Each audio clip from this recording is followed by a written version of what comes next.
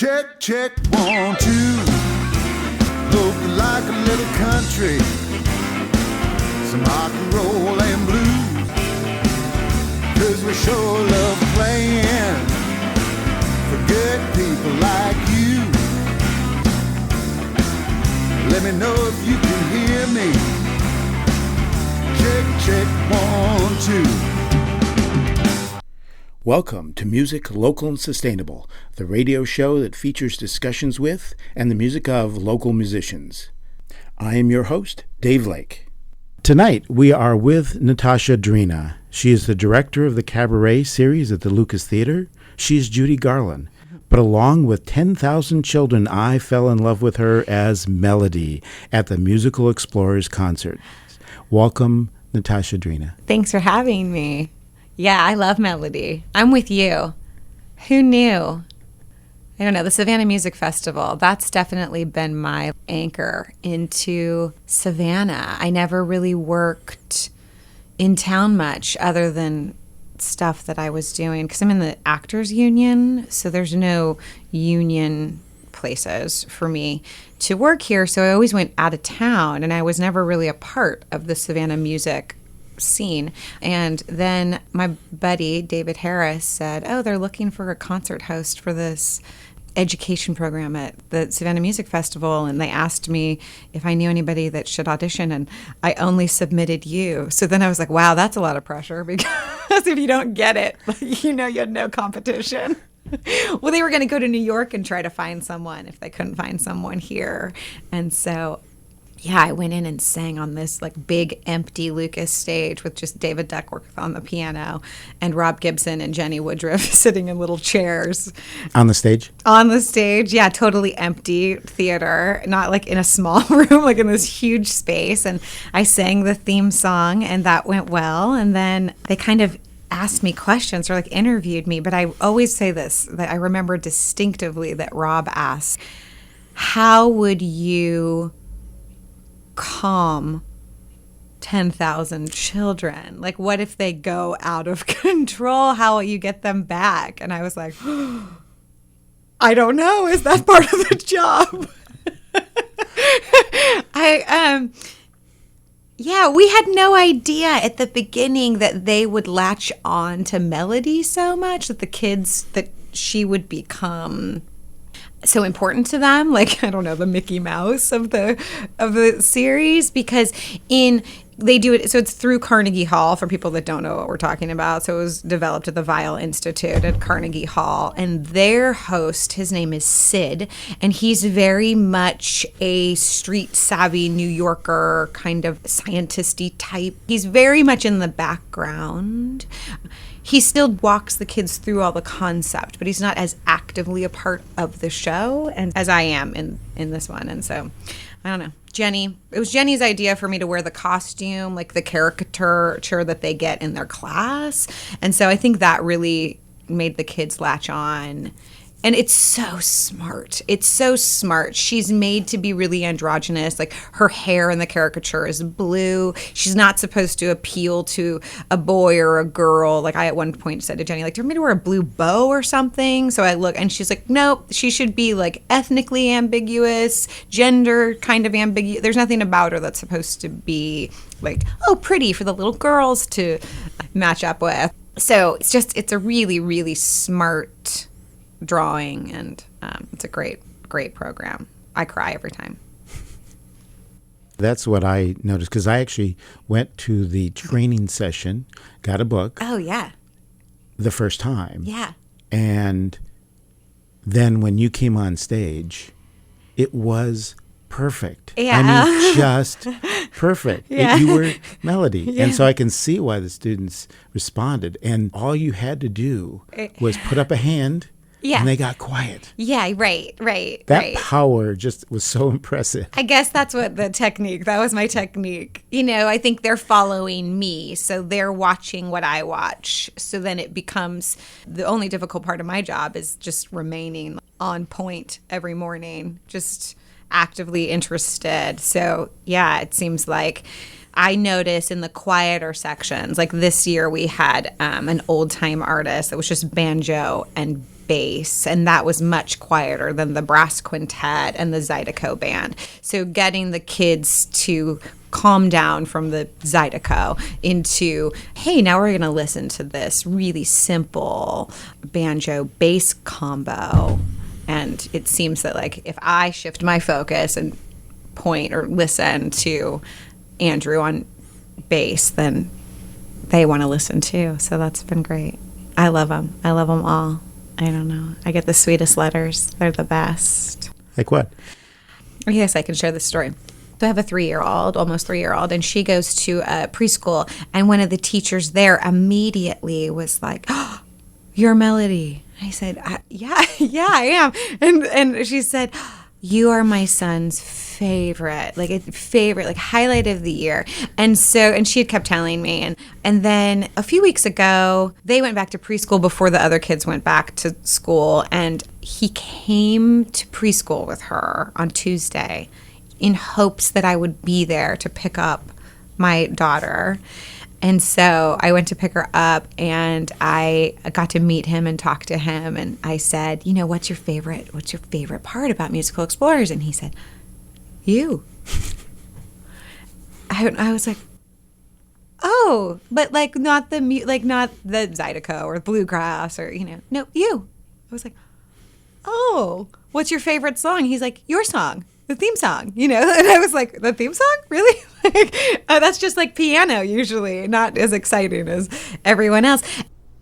Every song tells a story, every single word tells a tale, every rhythm has a reason.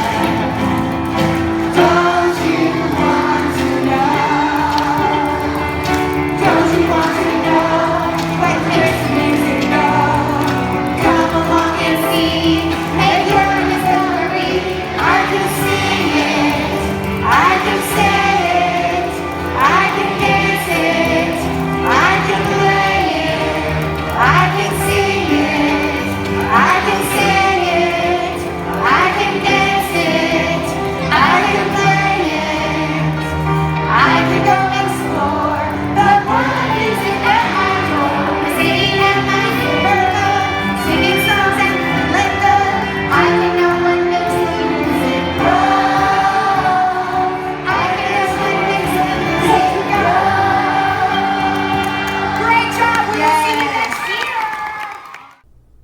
And then he's so sweet. He said, I wrote you that letter. Connor. My name's Connor. I wrote you that letter. And I was like, oh, yeah, I get the letters, and they shout out to me. I know you. We met last time. You'd think that it's such a big theater. It's 1,200 seats, and there's kids in the back row of the balcony, but they think I see them. They were there. They're a part of it. We are friends. That's what's going on in their mind. And then the mother had shared with me that he's a highly functioning autistic. He doesn't talk to many people. And so he was just so excited to meet me and have his picture taken with me. And then he went and told everybody, told his teacher that he met me, told his classmates that he met me. And she was like, that was a really big week for us because he's not usually communicative in those ways. Wow. Yeah. Wow. I know, right? Yeah. So sweet. See, I cry every time. Yeah. I'm like, oh. Yeah. I can see that, though, because you're the thread that runs through the entire show. Yeah. And then from show to show.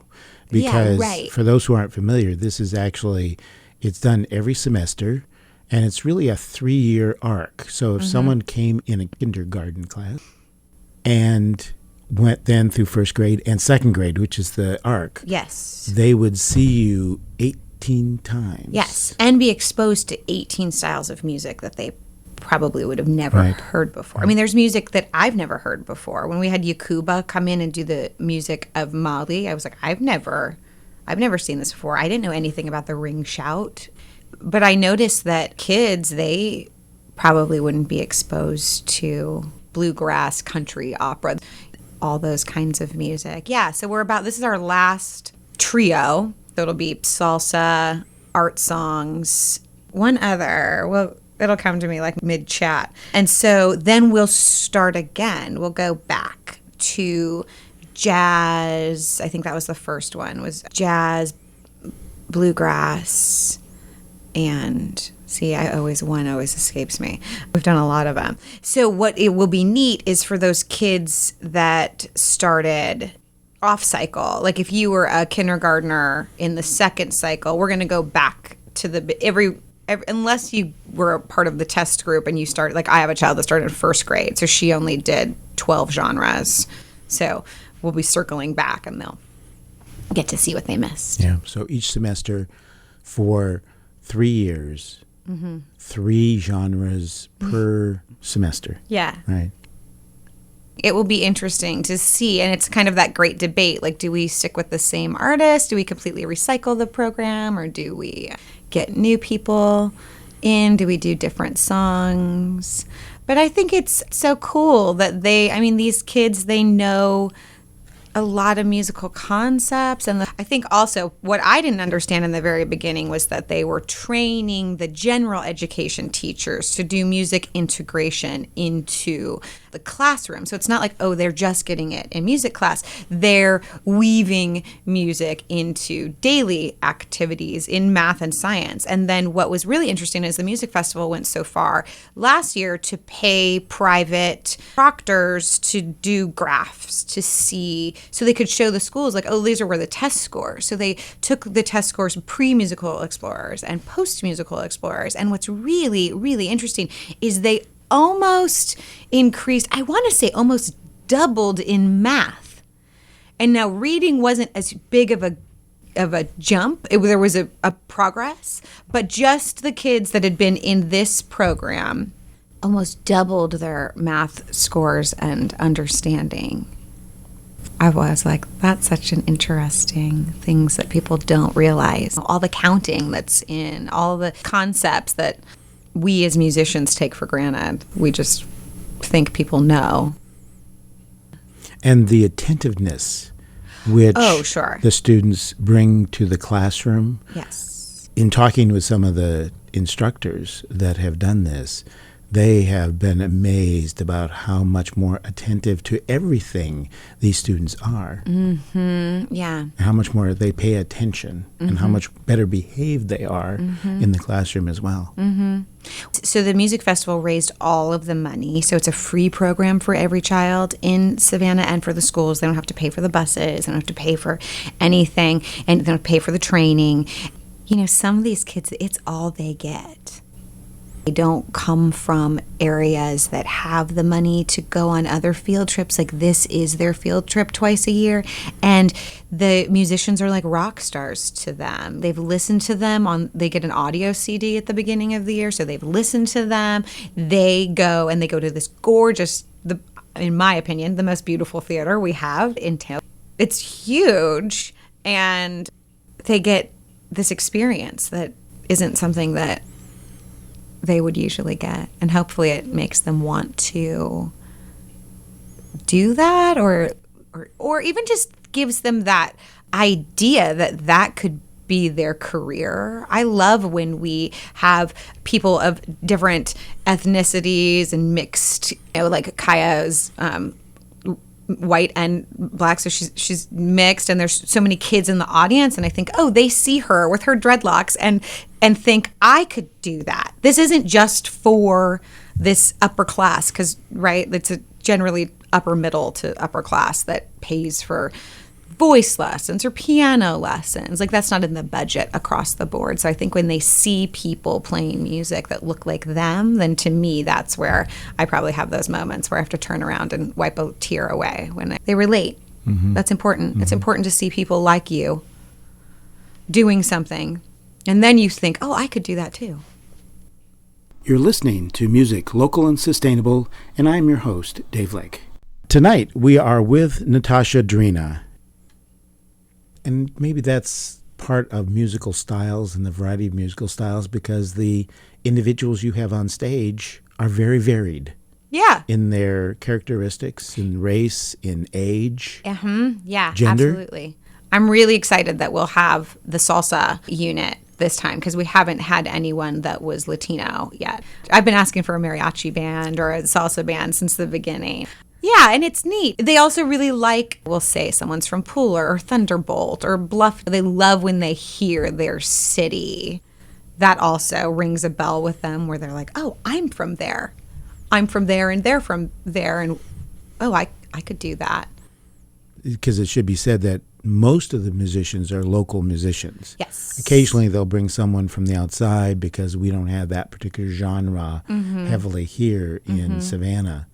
And that was Rob Gibson. That was 100% his pull. Rob has such vision that he was like, I want it to be about the music of our area. And so I always remind myself, that's a lot. And then to raise, I think it was close to like $1 million to do the program. And that a lot of that fell on his shoulders. It was important to him that all kids would be able to go if their schools opted in.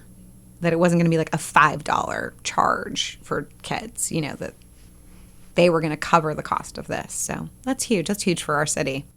And it is a tremendous outreach. I can just imagine what it would be like to be one of those kids, to have this experience. And that's probably why they bond with you and bond with the experience so much. It's integrated into their life in the school. But like you say, it may be the only field trip that they have during a year. It's my favorite weeks of the year, which I didn't know. And my buddy Trey Gurley is the stage manager, and it was funny. I still have text messages from him from the very first one that he was just like, I'm in awe of you, because somebody could have looked at this like this was just a children's theater job. You could have really like patronized this event and got your paycheck and went home, but you're so invested. And I was like, I just don't see where you couldn't be. I just don't see where you couldn't give them everything that you had for 55 minutes. It's a lot of energy. Rarely do you get that love from the audience. Oh, I know, right? Audiences like you, but right. That's passion. Yeah, right. I've been in this business for 20-something years. That's true. I never really thought of that. Those kids, they just love you. Yeah, they're so sweet. Yeah, unconditionally. Yes. I mean, they're just there. Yes. And they're enjoying every minute. I know. And sometimes it depends on how well I know the script. I get a lot of script changes as the week goes on. We only get one rehearsal. We get a rehearsal on a Sunday, and then Monday morning we're in front of 1,200 kids and sponsors and donors, and let's make this program happen. And so things don't work on Mondays. There's been plenty of Mondays where like, that didn't work. They didn't want to clap along with that. Or they want to clap here and we didn't build in anything to calm them afterwards. And so it's not until about Wednesday afternoon that I really feel like, oh yeah, I know this. I used to be really hard on myself that I was like, oh, I don't want to have the script on the stage, but I write so many notes of what they're responding to or not responding to. And they really like something to do. They really like something active to do. Sitting and listening we can get them to do that for like one song, but other than that, they're ready to join in.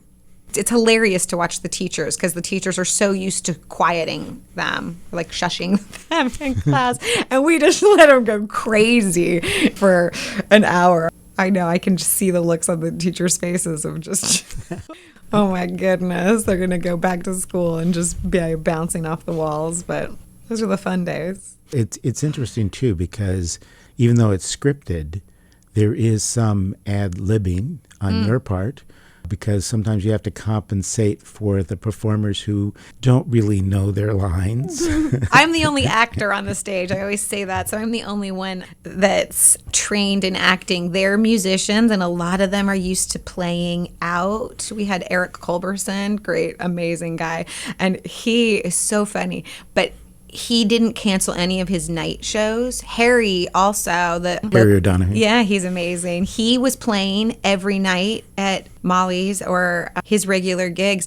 I don't think they realize like how much energy these morning shows are going to take out of them. And then if they go out and they play their 8 o'clock gig until midnight. And Eric Culberson especially just was burning the wick at both ends. And he's just like, I'm so tired. And there was times he'd just like forget to bring his guitar back out. Like, oh my goodness, he cracks me up. So then there's like, my job is to make sure that we get all of the word walls, all of the bullet points they've been learning throughout the year. And so sometimes the musicians will forget. They just want to get to their song and play. And so then I'm kind of having to prompt them. Oh, can you tell me a little bit about what you're playing? Or is there a name for your instrument? Please say guitar. Please say guitar.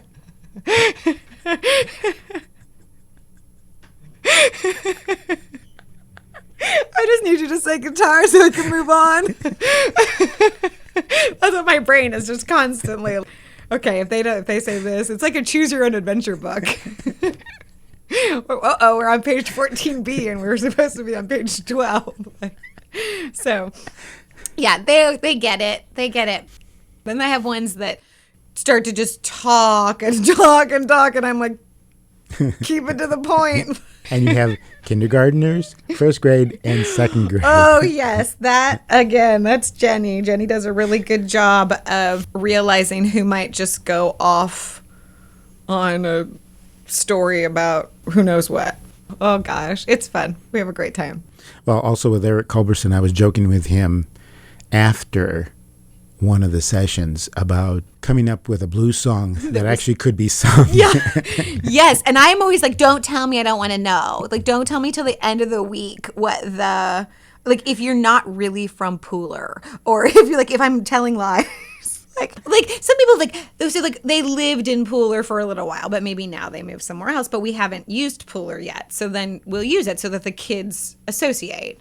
And so if it's lie, I'm like, I don't want to know. Don't tell me until Friday. Then on Friday you can tell me what I've been lying about all week.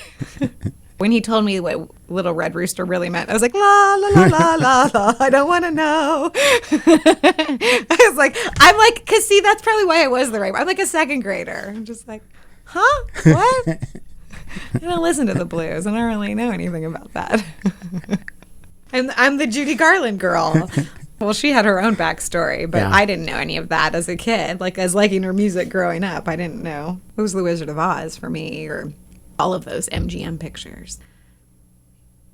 Well, let's switch over. Let's talk a little bit about Judy Garland. Like, so it was Wizard of Oz that inspired you? It wasn't exactly The Wizard of Oz. The weird part was my sister was taking piano lessons, and she didn't want to go to her piano lessons. So at like age 4 or 5, I was like, I'll go. And so I would get all my books together and I would walk to the piano. I mean, I was determined. I would walk over to my piano lessons at Miss Dillon's house and take piano lessons. My feet could barely touch the floor.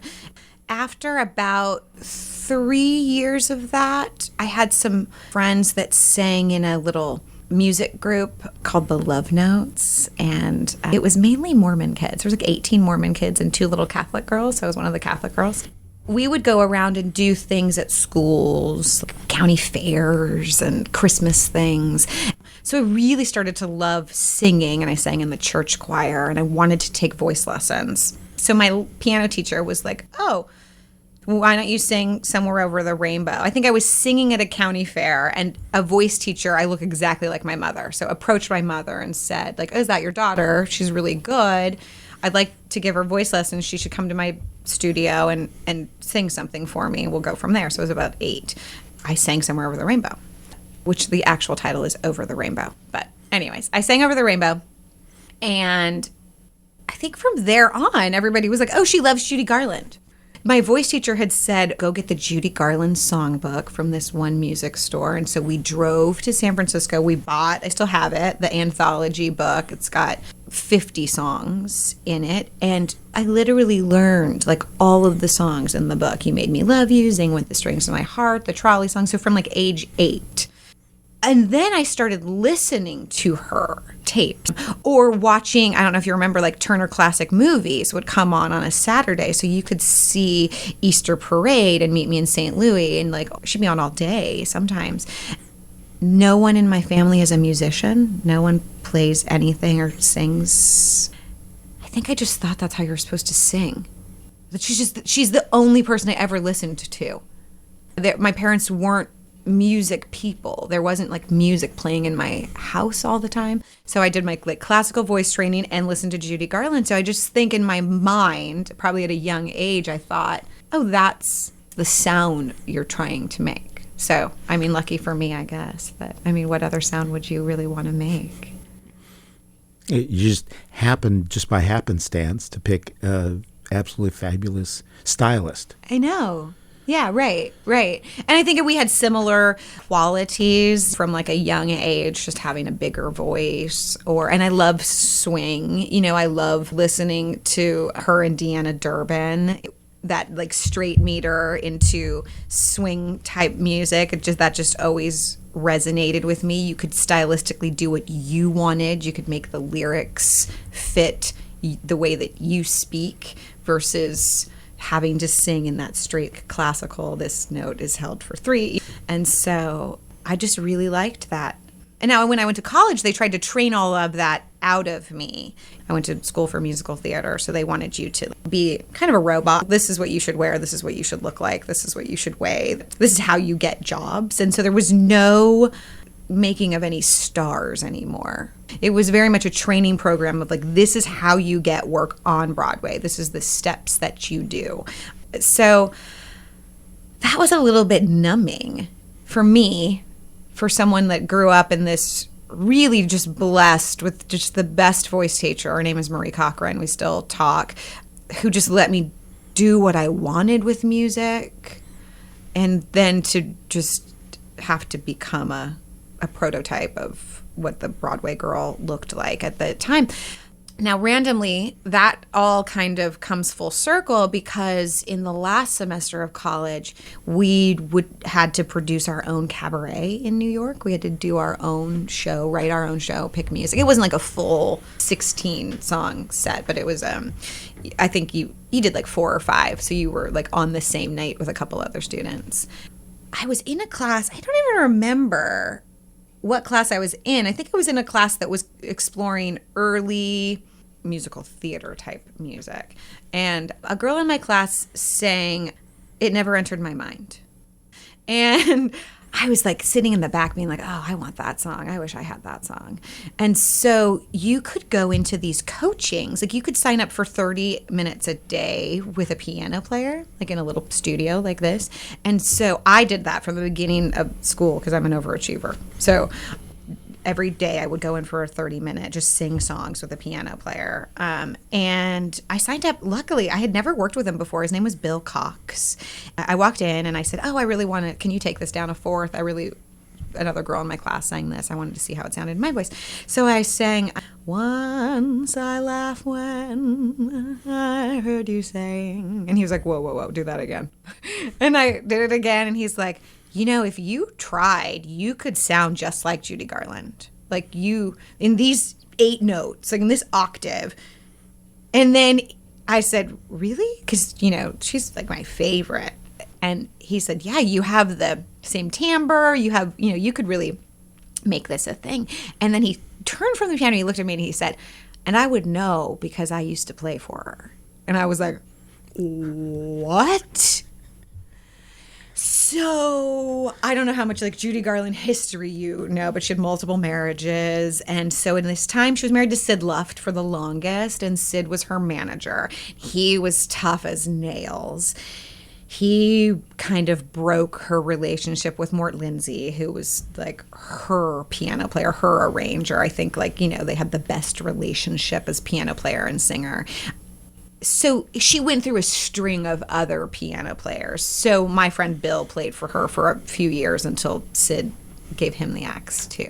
And so he had all these arrangements. He had all of these, not from the book that they print, but he had tour arrangements. So I spent the last semester of college with him 30 minutes every day, just going through what he had. So really learning about like the concert ears versus just the MGM, and everything there was, you know, in a lower key and much more stylistic. And he was the one, he bought me the Carnegie Hall album and was like, you have to know this, you have to hear this.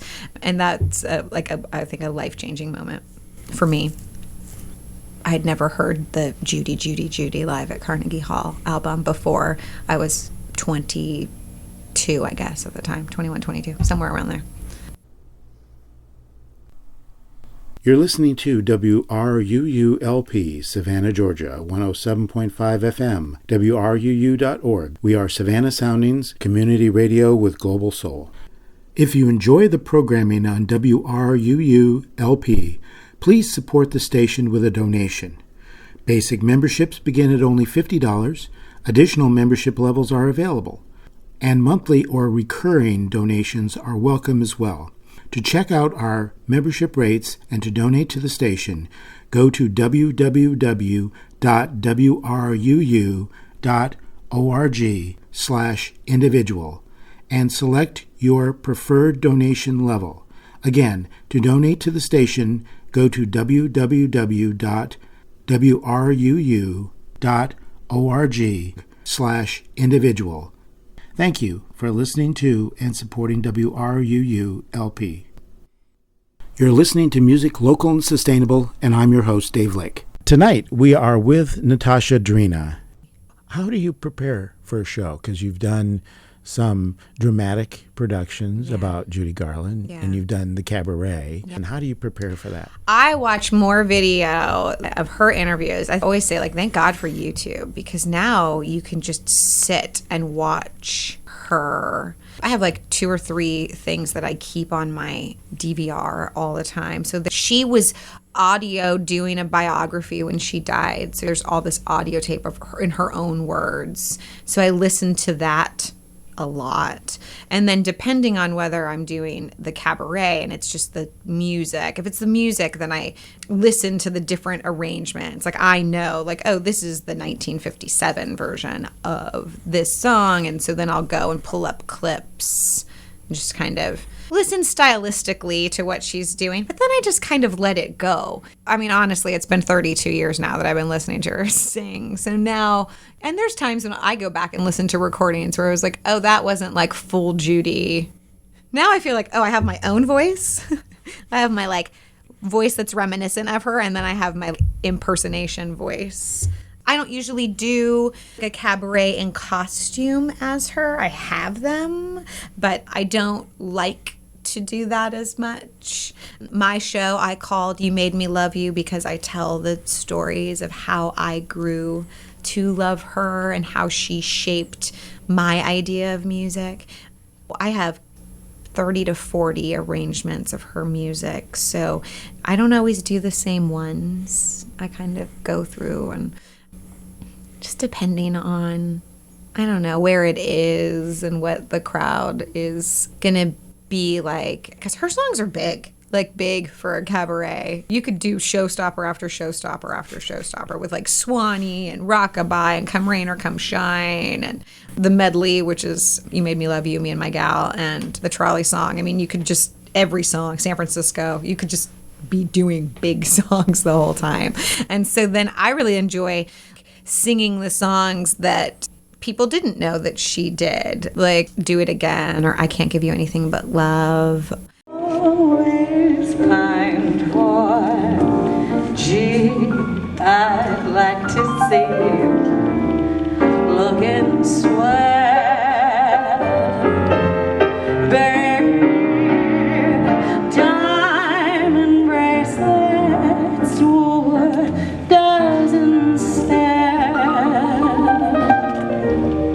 baby, till that lucky day, you know darn well, baby, I can't give you anything but love.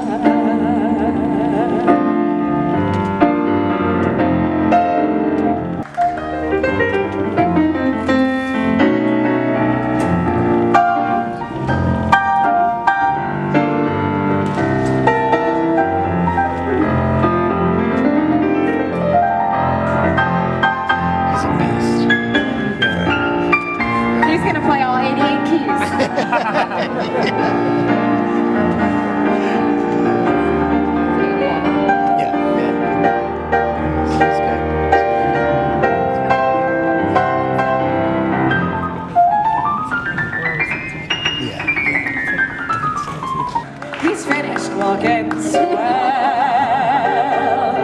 It's my show. Diamond bracelets, Woolworth doesn't sell. Baby, till that lucky day, you know darn well, baby, I can't give you anything. I can't give you anything. That's what happens. I can't give you anything but love. And then obviously Over the Rainbow. I think I always close with Over the Rainbow, and people just kind of expect it.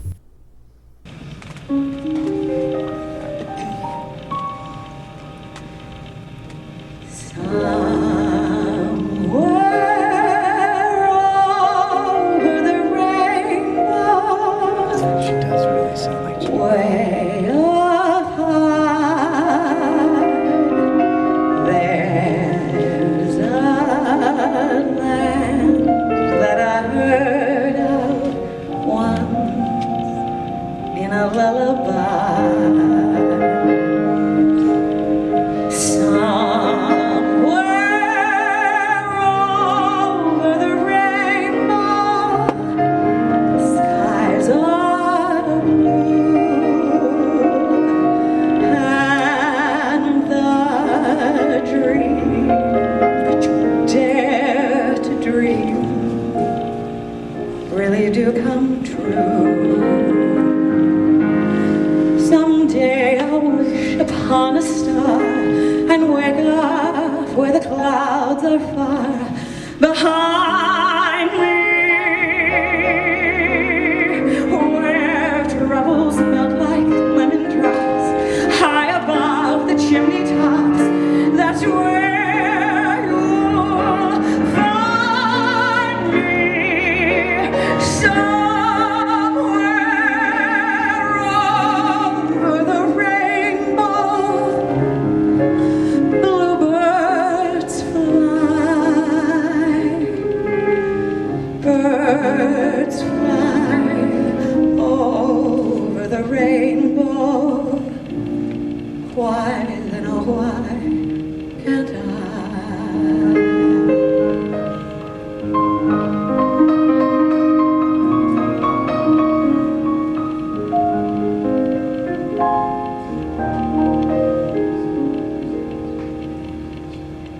If happy little bluebirds fly beyond the rainbow, why, oh, why can't I?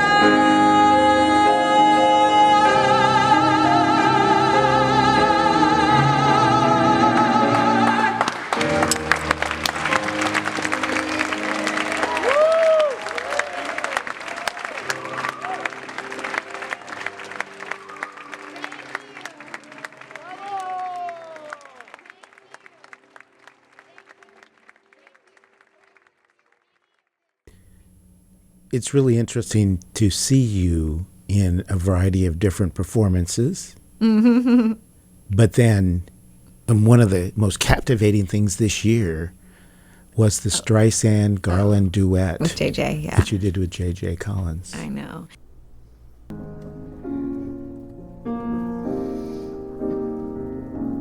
Forget your troubles, happy days. Get happy. Are here again. The skies are clear again. So let's sing a song. That's here again. Get ready for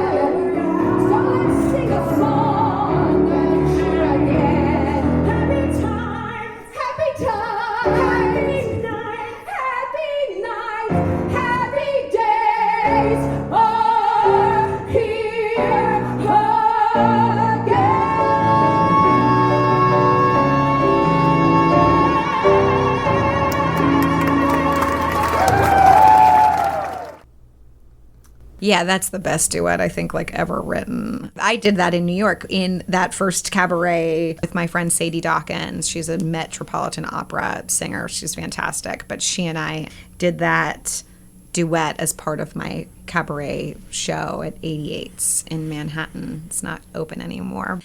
And the music wasn't anywhere. One of my teachers literally transcribed it off of a recording. It was interesting, though. What was funny was, I forgot this. I went to college with a boy named Joe Sark. He was in my class, and I was doing like a production of Cabaret, I think, at a dinner theater in Indiana. In dinner theater, things just overlap. Everything's like in repertory. Things just overlap. And so the next show was South Pacific, and he was hired to play Lieutenant Cable. And so as a thing at this theater, they always let the cast come and see the show that's on stage. Like one night they go out, they buy them dinner, and they see the show. So he came and saw the show, and then I didn't know he was there. And then we went to an after party type thing, and he had a friend with him.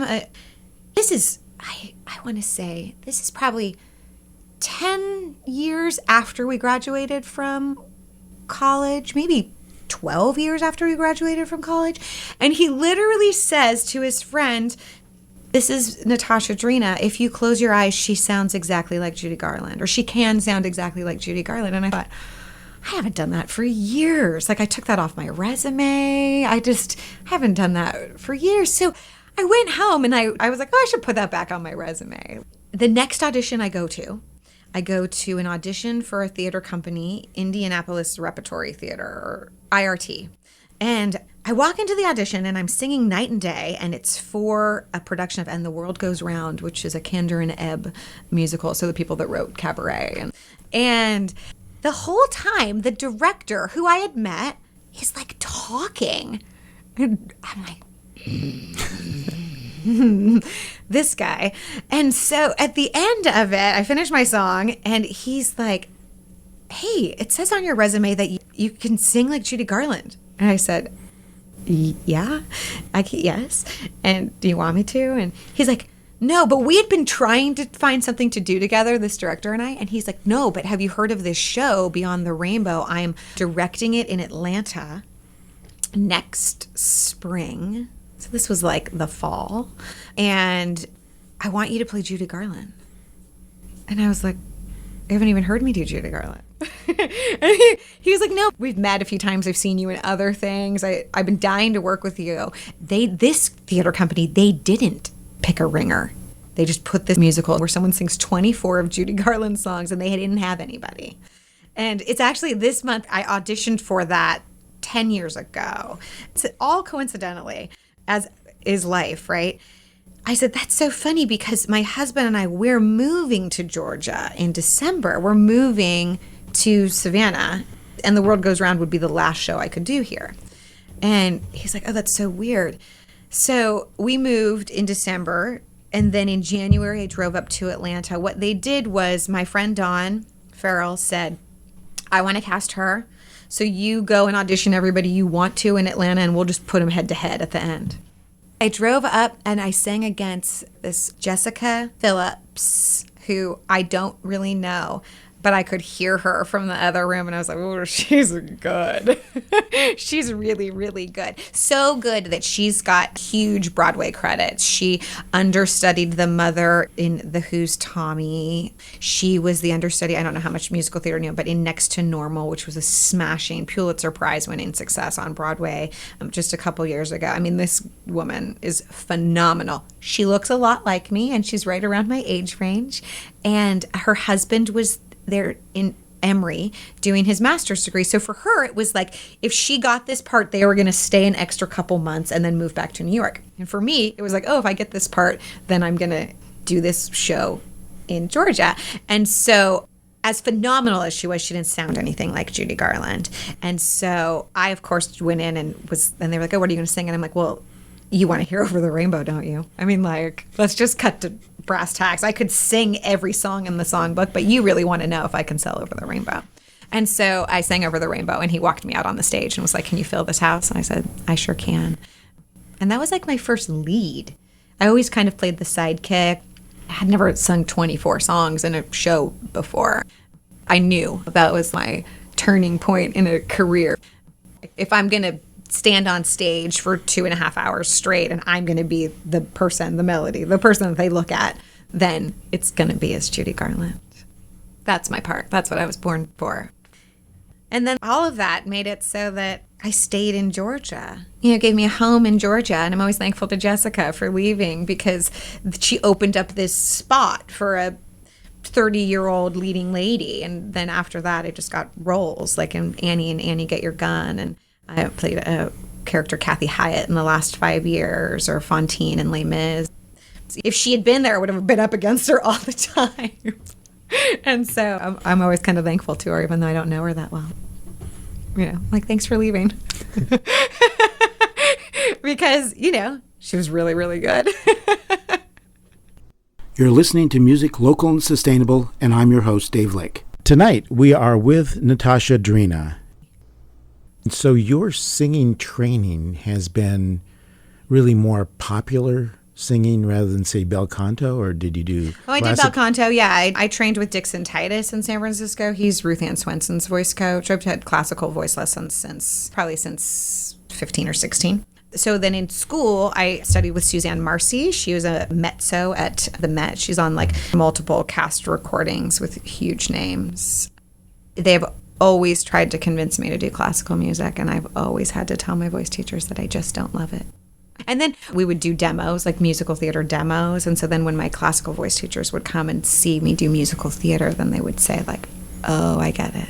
Like, oh, this is what she loves. This is why we can't get her to practice other things. I like classical music. One of my favorite days in New York is when the Met does the free concerts in the park. They do like a picnic in the park type thing. But I'm such a snob that I would go to the dress rehearsals in the daytime because there wouldn't be anybody there talking. You could just sit and listen by yourself, or like 10 people, because people like bring wine and then you can't hear. I've seen countless operas at Carnegie Hall and at Lincoln Center.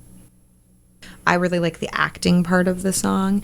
For me, it just wasn't my type of thing. And I think I have a belt sound that's a little bit different. I approach it differently, the way that I lift my soft palate. Like I approach it like a classical singer would and just kind of let the sound bounce, which is probably why I don't always transition that well to rock and roll or pop. Like when I go back and listen to videos, I'm like, maybe I should have hired somebody else for that show.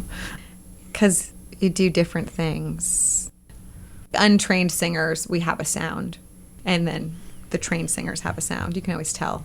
You can pick them out from a crowd. I was really impressed over the summer with Jenny Woodruff when she did Joni Mitchell. And I don't remember if you saw that show or not. But I was like, man, you sound so good on these pop songs. And she's classically trained. And she was like, yeah, that's because I don't care about my voice anymore. I made the conscious decision to just throw all that away and sing like a folk singer would sing. And I was like, oh, that's kind of a turning point, right?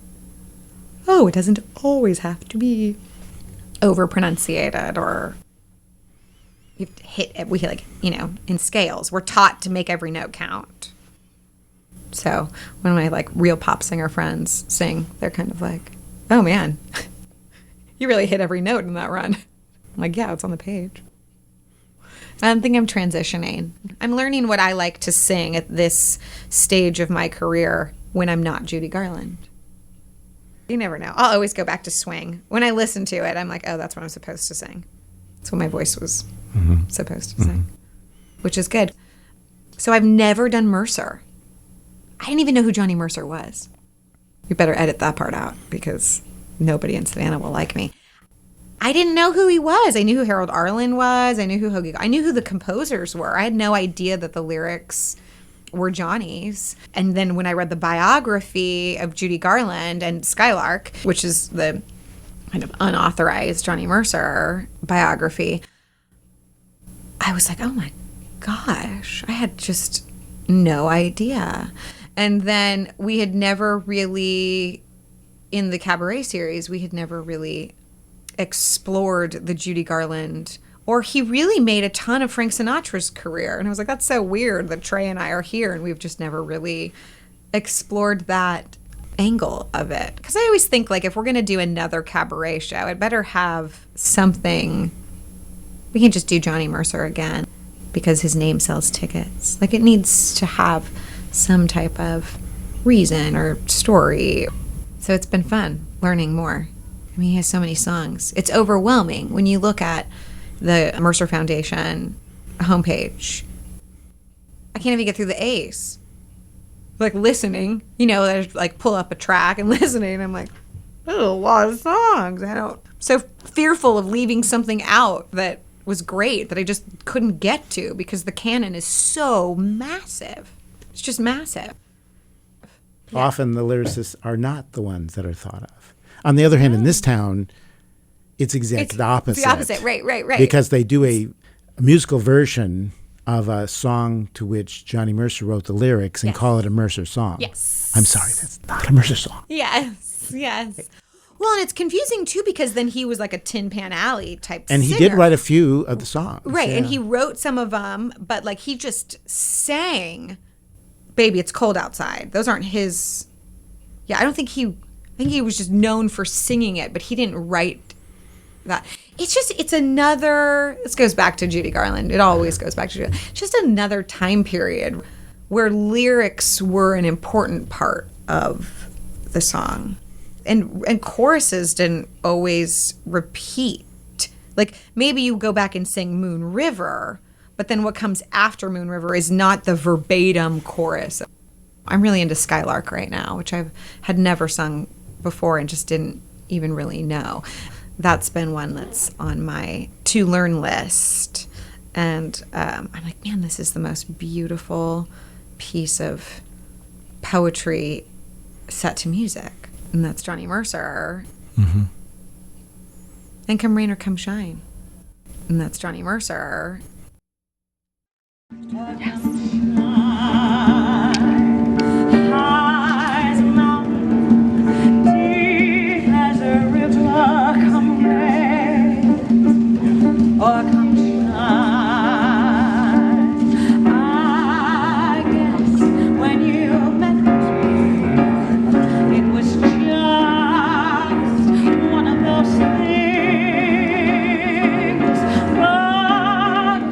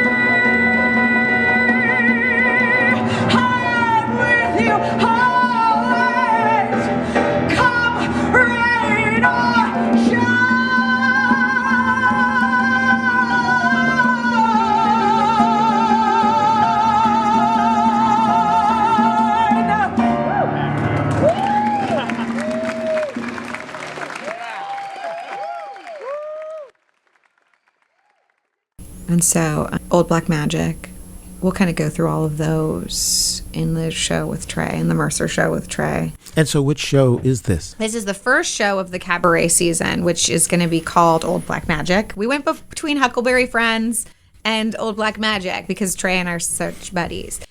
Yeah, we're really going to explore Johnny Mercer's years in Hollywood and the careers he shaped by his music, and then a little bit of his love affair with Judy Garland and the making of Frank Sinatra. So they'll be stylistically Frank Sinatra and Judy Garland. Mm-hmm. Doing Mercer tunes. Doing Mercer tunes. Yes. With David Duckworth on the piano because he's like our resident Mercer specialist, and his wife Alicia on the bass. He loves Johnny Mercer the way I love Judy Garland. So he was a perfect fit, and we've been trying to get him in the mix for a while. Has he not done a previous cabaret? He played Kim's half of a Mercer cabaret once. Okay. He almost played a show and then it didn't work out. No, kind of weird story, but I don't want to throw someone under the bus.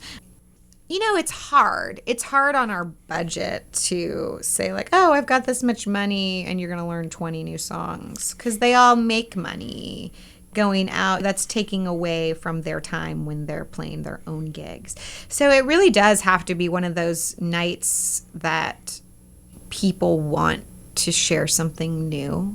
I mean, our budget's good, but like it's also a little bit for the love of the game. And then it's so funny that my guys, Jackson Evans or Jody Espina or even John Waits, where some of those, I give them a really big budget and they choose to bring all their buddies, and I'm like, you could have done it with 3 people on that budget, but you did. You wanted you wanted it big because you play with 3 people all the time.